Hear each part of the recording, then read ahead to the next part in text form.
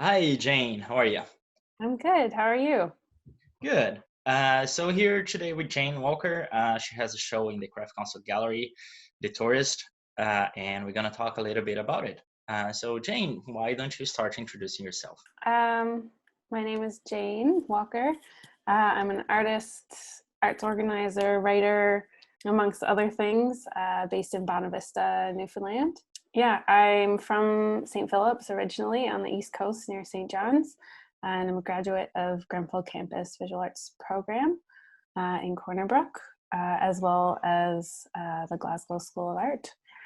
I've been living in Bonavista for about 3 years, and since then, obviously, it's an area that's very much part of the tourism industry. So that's really been an influence on my practice as well as my livelihood out here. So that was kind of where the ideas for the tourist emerged. Okay, so do you want to talk a little bit more about like the concept? Like you said that you live in Bonavista and is a tourism area. So, and you said that it has been influencing your practice. Did that shift your art completely being immersed in Oh, that tourism industry? I think that Bonavista has really shaped my practice in many ways, not just the tourism industry, but just like living in a small community and being part of a network of small communities on the peninsula as a whole has really been influential to me in the way I make things and the way I share my work here. The tourism side of it is actually kind of a new thing that I'm playing with in my practice and in my process. In the summertime, I usually have a tourism related job in some capacity. So the last 2 summers, I've worked at a restaurant part time as well as doing other art based contracts. And I run an artist run center in Port Union. Um, but that aspect of my livelihood, while it is separate from my creative practice for the most part, I can't help but let those two parts of my life bleed into each other a little bit. So I think that the tourism industry, I mean, it's so connected to craft and it's so connected to culture and people's experiences here. But like for me, my most direct experience with that has been working at the restaurant, but also working with the Bonavista Biennale, which is definitely appeals to a tourist market as well. Yeah, I was just finding that the performative nature of being a tourism worker was interesting, and how Newfoundlanders kind of become the product that tourists are looking for. And they're looking for a certain version of the Newfoundlander. They're looking for a certain craft practice. They're looking for a certain accent. They're looking for a certain character.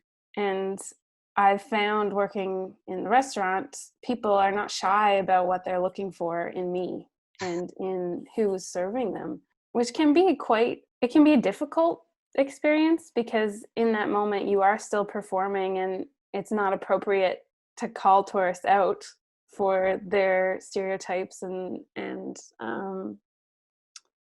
I mean, not everybody, but yeah, those experiences were really affecting me. And I have worked primarily in rug hooking for the last several years, so that like traditional practice paired with my experiences delivering this Newfoundland thing was kind of that's where I started playing with those ideas. And the texts that are in my work in the gallery right now are they're just small little anecdotes, but they're things that you see again and again, not just me but others working in the industry. And yeah, I think it's things that don't get said all the Yeah, time.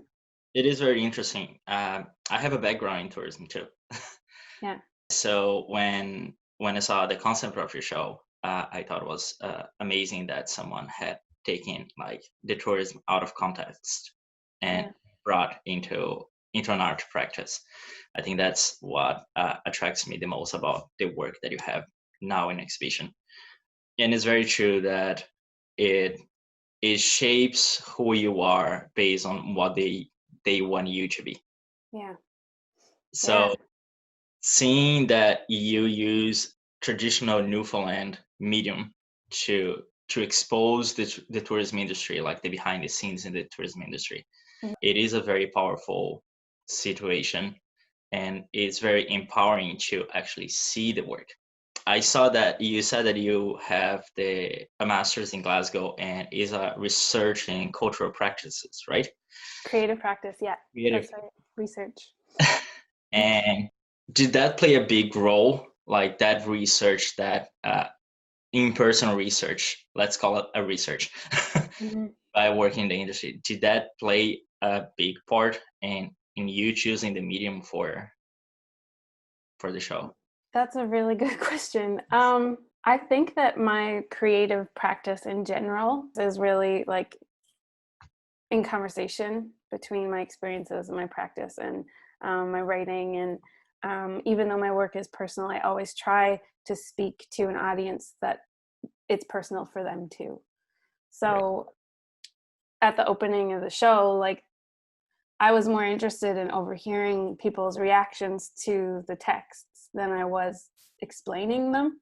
I wanted to hear if people could relate to that. And I know that I heard people talk about the accent one in particular, and how like this expectation of a Newfoundland accent is such a strange thing. And it's so complex and layered, and there is no one Newfoundland accent and there is no one Newfoundland identity. But the way that Newfoundland is marketed, how can you really blame people for thinking that it is like this homogenous thing? So yeah, I'm just really interested in that relationship between tourism, culture, and also like how culture evolves here.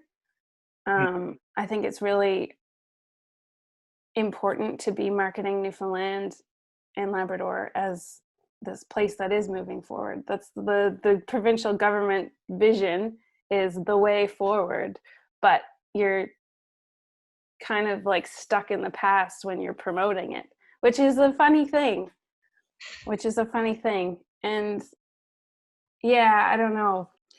Yeah, I think it's very interesting because as a foreigner, I feel the same thing. Like the way that the tourism market is portrayed here is as moving forward and creating new experiences, but you still market as the traditional Newfoundland from like the 1800s. Yeah. So from the concept to the final show, was there a major shift in what you envisioned for the show and what the show actually became? I know that happens a lot in Yeah. in creative process, and changes are really good in the creative process. Like it makes you understand more of your work and who you are. So for you on the show, was there a major shift? So I think when I was working on the proposal for the show, like those ideas were kind of falling into place, and I was starting to like find clarity about what I wanted to say and what medium felt right. And at the time I was experimenting with this technique of working with the double-sided rugs. And so, as you know, the original plan was for the rug on the front to be more of a completed piece, instead of feeling like the way that the work does now. But as I started to kind of experiment with the medium, with the technique, I felt that it was compromising the message. So it was a lot harder to read. It was more about the physical look of the piece than it was about the content. And I was afraid that the messages, which to me was the priority in the work, would be lost in that. I kind of had to make some decisions about like the way the physical work was coming together and what was most important and what was I trying to say with it. And so from beginning to end, and you know that I struggled with this, from beginning to end, I don't think that they ended up being that different, but it was definitely a process. And I think the one thing that like really shows in that process is that the texts and what I was trying to say remained very constant. And even though I tried to play around a little bit with how I could communicate that and if that even needed to be rug hooking, and is it okay to present rug hooking in the way that I did in this show. I think it felt risky to me because I haven't worked that way really before, but in the end I felt that the strength of that exhibition is in its simplicity. And it is like, I think tourism and culture are such work in progress things, and they need to be respected for that. And so presenting these kind of pseudo finished rugs, these like pieces that are they done, are they not, is also commentary on how this performative tourism industry is always kind of ongoing, and it is a conversation, and it is not a polished finished product. So yeah. I think that like the finished product, the product that I've seen and installed with you, it is fantastic. So congratulations on that. It does, as you said, like there is a simplicity to it, but at the same time, like it's such a complex work. The way that the pieces are portrayed, and like the choice of like text that you had, that like kind of present the dichotomy between a creative industry, a creative practice, and an industry that like it's ready to consume a thing for a short amount of time, and they don't have time to actually pay attention to the things they're doing. With all my years in experience in tours, I feel that like tourists are ready to see what they want to see. Like they have an expectation, and they get there and they consume that expectation, but they don't see what is around it. Yeah. One thing that I always said for all the people that I work with is that in tourism, you do not sell a product, you sell a dream.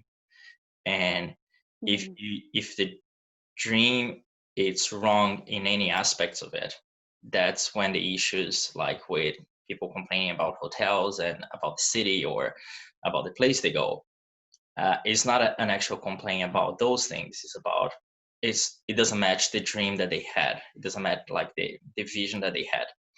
And with the work you present, like you sell the dream of a rug hooking, and it's there, it's visible, and you can see it.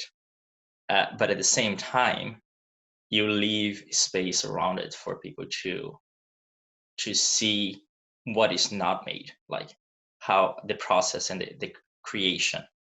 And I think that's like a beautiful way to portray two very distinct industries that operates in different ways. So in that realm, like how do you manage to develop that critical art practice, and at the same time try to appeal to the tourist industry? Well, thank you for saying that, because I think that was a very poignant observation on the work, and I'm really glad that that came through to you, because I did try to create kind of that double-sided funny balance between those two aspects of my life. And I think, to answer your question about maintaining that balance in my life and in my practice, is that I keep them fairly separate for the most part, as much as I can. So that means like that when I go to work and when I'm performing my Bonavista waitress self, I kind of just go into that mode, and then when I leave work and I can start to digest it. But I don't really consider my work, my artwork, to be appealing to a tourist market, really. It's not what they're looking to bring home as souvenirs. I don't expect tourists to buy my work or buy into it, or necessarily even see that dynamic that I'm playing with. Some may, like I'm not writing that off either, but I don't make my work for tourists. I don't, and I never have. I'm more interested in building a conversation with people that might have this similar experiences to me. than I am creating products. And I guess I like apply rug hooking in a way that um, maybe is unusual in that way. Right. And I remember seeing other pieces from you that use like non-traditional materials to Yeah, actually explore the technique of rug hooking. yeah. And it is very interesting because like we always talk about craft as this traditional usable thing that Mhm. and now you're moving forward with like a craft-based art movement, if I can call it that. Like I'm not Yeah. quoting anyone here. um, that use the traditional techniques of craft and try to move that into a more fine art perspective. So Mm. kind of we are breaking that weird blurred wall that craft and fine art had for the Mhm. longest time.